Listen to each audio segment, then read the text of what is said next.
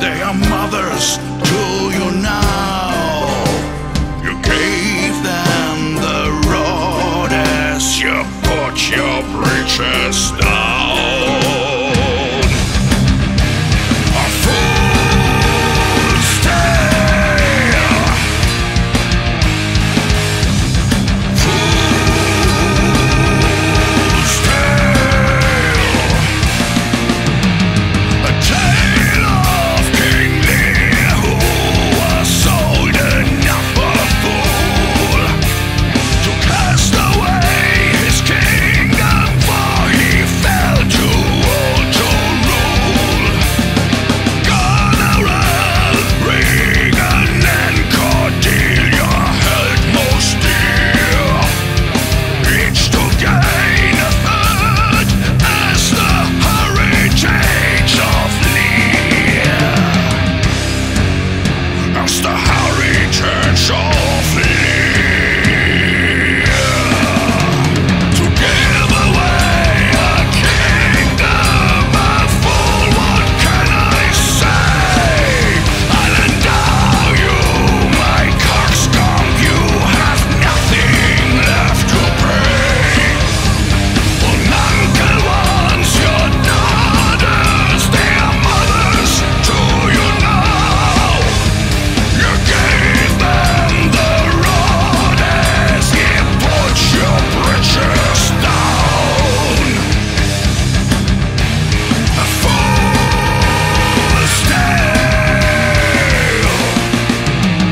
Each daughter is to step off to beguile the aging king, to tell him how they love him, and so sweet their tongues did sing. Just Cordelia fell silent, she did not want to betray her true love by sweet lies, as their sisters them did say. Hello folks, today we have Tommy here from Rebellion, and he will ask us some fucking questions. I will ask you some questions for the new album, Tragedy of Steel Part 2. And it's about King Lear, isn't it? It is. Aye. Hello everybody. Yes. Tommy, can you tell us something about the intention to make a second album of the Shakespeare stuff? Aye. Actually, I had the idea to do this album right after the Macbeth album, but Uwe at that time felt tired of concepts and wanted to do an album without concepts, so we did Born a Rebel and we never did King Lear. So the idea of doing King Lear has been on my mind for quite some time actually, and it was interestingly Michael who came up with the idea to do King Lear, because he wanted sort of a different album after having done so many historical concept albums. And so I was easily convinced, of course, having had the idea myself for some time.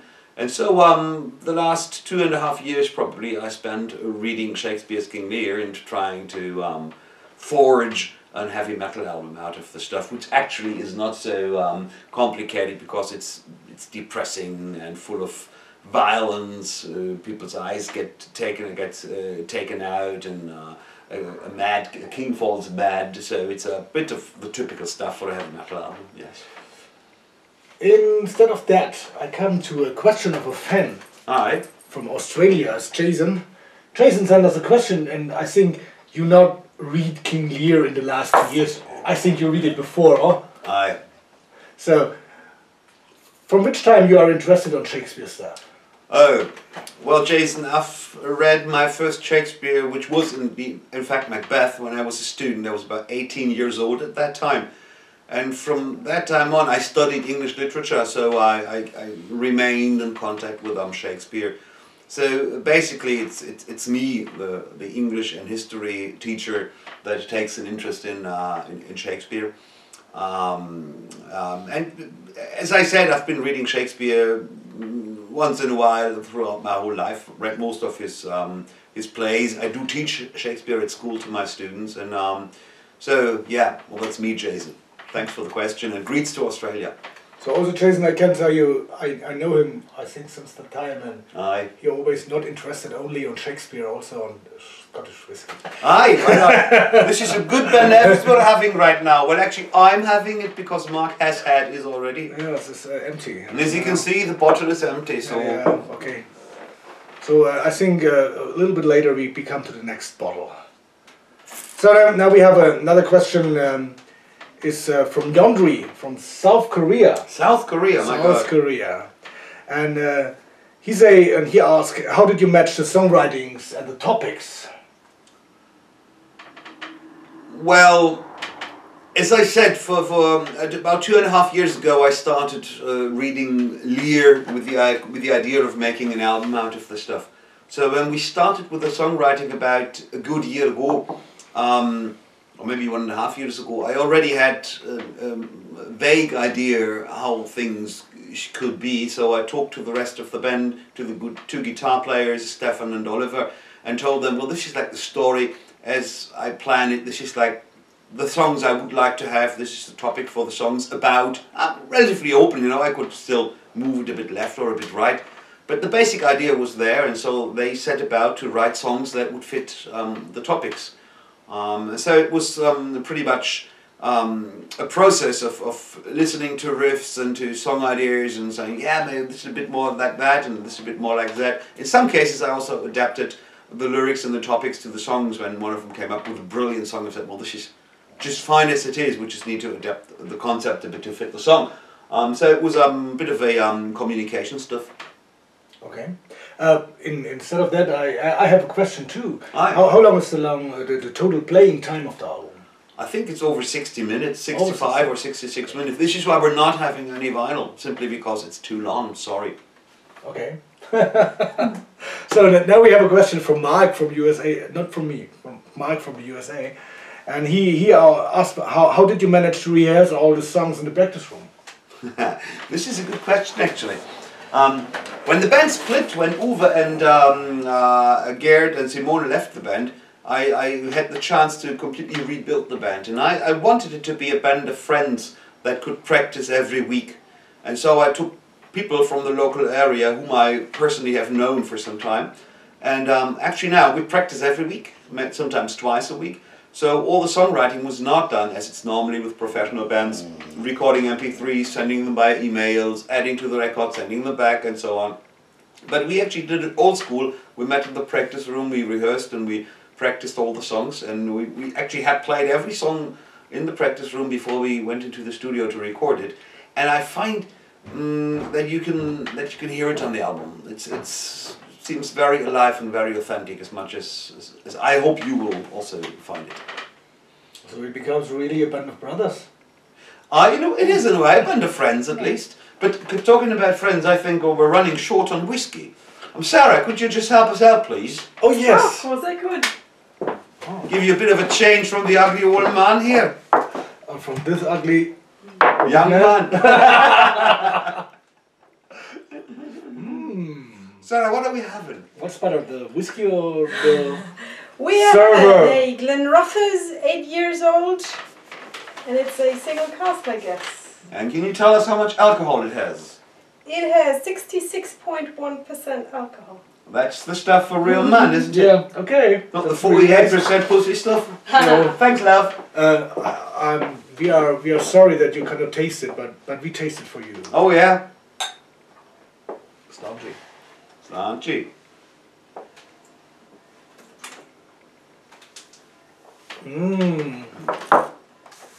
You missed something. Oh, it's strong, isn't it? Yes, a little bit. Okay, now we come to a question from Jan from Germany. He asked, you have spoken passages on the album, like in the Macbeth tragedy, something like that. We have spoken passages also, but this time we handled it a bit differently than on the Macbeth album. We integrated actually all passages into the songs. At some point a guitar solo could not happen thanks to a spoken passage. Ollie still thinks it's due to the spoken passages, but it gave us a break from his guitar solos, of course, but don't tell Ollie. No, so we have them in partly where normally a guitar solo would be, or we have them in C parts, like in middle parts. In a way, we did sort of write some songs around the spoken passages. So we picked passages, I picked passages from the book that I really wanted to have on the album, and then we sort of wrote the songs to fit those passages, and so they're part of the songs actually. At times it sounds a bit like an audiobook, but we really try to balance it well enough, so after all it's a metal album, and it still is. So we hope you will like it. It's definitely a bit different, yes. I should think so. So also you use it for the parts you have no ideas for music or what? I used it for the parts Ollie had no ideas for good guitar solos. And I suggested bass solo, of course, but nobody would hear of that. So since I got no bass solos, I got myself some spoken passages. And of course, I picked some of the most brilliant passages of King Lear, that the monologue where he's like damning his daughter, and I spoke those myself, and that was really great, you know. Okay. Next question Aye. from a fan. Aye. It's from Slaven from Croatia. He say that's a question I have too, because I hear some things of the music, some parts. Did the topic influence the sound of the album? Because the tragedy of the stuff have an influence to the album? Aye. It was basically very strange when the album was done and we listened to it for the first time. Only having worked on songs at one time, you know, recording some bass, doing some vocals, but we listened to the album as a whole at some time. We all sit down. That was. That's not rebellion. No, it is rebellion, of course, but it's extremely different. It's like. At times you feel it's like Pink Floyd or Marillion, because, see, this is an album about a king that has made a stupid decision, a foolish decision, and over this, then he pays for it. His daughters kick him out after he gave him his kingdom, and over his grief, he goes mad and howls in the storm, and one of his closest friends is blinded, his eyes are taken out. This is a scene I also have spoken on the album, of course, brilliant. And in the end, there's a big battle, and the one daughter that still stands with her father, she dies in his arms by betrayal. So it's a sad album where the feelings take a lot of room, and so we wrote songs that have enough room to bring across those feelings, the madness, the betrayal of the daughters. I never really thought of the album as an album, but I thought of each song first of all. So I simply worked on the songs. Of course I had the album in the back of my mind, but when we recorded the songs, we changed them according to how the recording went. So the lyrics were in the end different than we had planned them actually. And so the album sort of grew as it in its own way. And in the end, it has become something that we did not plan, and it's definitely, like probably the Arise album, tested the boundaries, what still is rebellion, in a way how modern could this band sound, and I think this album is just the opposite to the Arise album. It will test the boundaries, how old-fashioned can the band sound. Also, when we recorded the album, we have only 2 guitars on it. So not as normal bands do with 10 guitars added to each other to get a lot of guitar, but we have 1 guitar and a second guitar, and one is completely panned to the left and one is completely panned to the right. One is Ollie, one is Stefan, and in the middle there's a lot of room for drums, for bass, and for vocals. And this way of recording is actually represents much more how the band sounds live. And it is actually the way how the big classical metal albums of the 80s were recorded. So we're doing a very old-fashioned sound, and we have a very old-fashioned drum sound, of course, because a lot of room microphones and no triggers at all, hardly any overdubs. And there's even some flaws, some playing mistakes on the album, but we thought it just adds to the liveness of the album. So so we're having actually a classical album that is heading towards the past, that is looking towards the past, and that is testing boundaries in another direction. Is that still rebellion? We feel it still is, but definitely we were surprised when we listened to it for the first time. We're curious and really interested to see how you like it when you will listen to it for the first time. So I only can say, as someone who have a lot of views of the metal world in the moment, it's good that some bands take old-fashioned ways again and make clear sounds and not thousands of sounds, and then you go to a concert and you think, who the hell is that? No. So I think this will be a good way to make original sounded music with a ground. Aye. Yeah, not with a digital background. Aye, we've definitely tried to do it more old school, more old fashioned, look towards the 80s when metal was really big, and this is also, by the way, sort of connecting to the Macbeth album that actually sounds also old fashioned for its time. So on the live concerts, we will focus also on the Macbeth album. We will play 3 or 4 or 5 songs from the Macbeth album live, and we will play 4 or 5 songs from the new album live. And so a lot of songs that we have been playing for years will simply be cancelled for this tour. So there is nothing sacred. Any song can go. We've been playing it for years and years. And so we'll put together a completely new live album, focusing on the first album of the band and on the last album of the band. So that may also be interesting for fans to see live. So cool. Aye. Because this, I have some questions from Jacek, he's from Poland, and from Peter, he's from Austria. They ask, you will play your tour also in Poland and Austria, or you only play in Germany on the next tour? So far we have only booked gigs for Germany.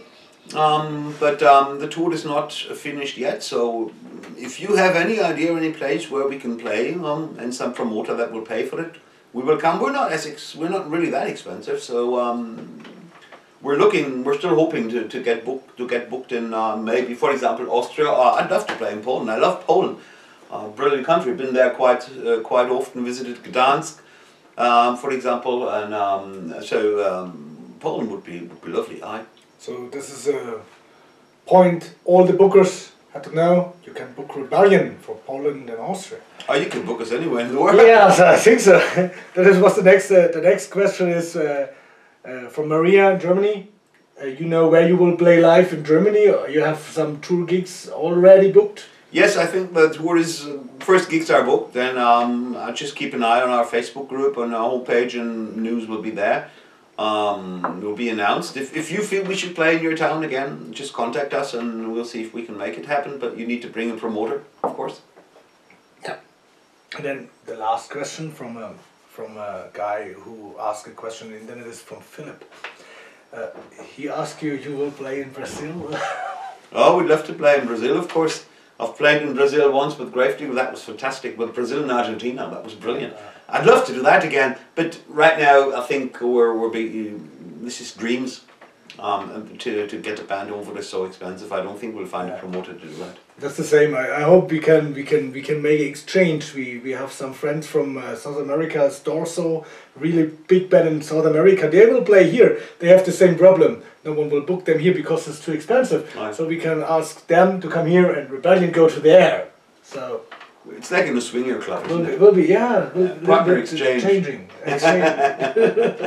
Will be fun. Aye. Slangy. Slangy, Mark. So, and now we come to the last question of the day. How big is your dick? No. No. No. Okay.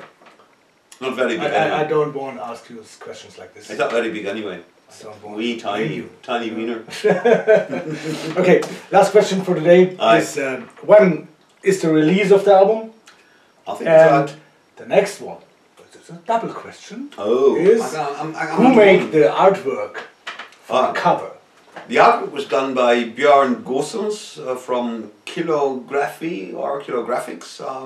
What's it? Illustrations. Come here, Sarah. You only hear her. You had to see her because you know when you talk about. So Sarah, who did the artwork? Björn Gossens from Illustrations. So Björn, Sarah, just for you, you got the pictures from her. This is the artwork for the interview, you know. This is the artwork for the interview. Done by Sarah Lover Photography. Yeah, very good, very good, very good.